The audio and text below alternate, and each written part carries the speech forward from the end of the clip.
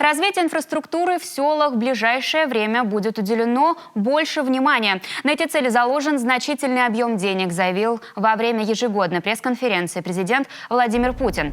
Так, приоритетом в частности будет оставаться строительство новых школ, реновация существующих, а также улучшение интернет-покрытия. По мнению жителей Коми, особое внимание необходимо уделять и ремонту дорожного покрытия.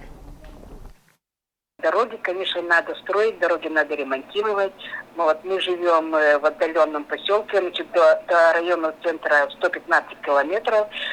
И дорога, конечно, наша дорога требует тоже ремонта. Хоть и ремонтируют частично, в этом году район тоже отремонтировал дорогу, там в районе Лебяжска. И все равно дороги ездят у нас лесовозы, дороги ломают. Работы по замене устаревшего дорожного полотна проводятся в районах Коми каждый год. Так, например, в 2021-м в Усть-Куломском районе отремонтировали участок Усть-Кулом-Мыолдино и дорогу на Тимшер. И вместе с тем местные бюджеты не покрывают всего объема, который требует ремонта, а потому необходимо увеличивать федеральное финансирование.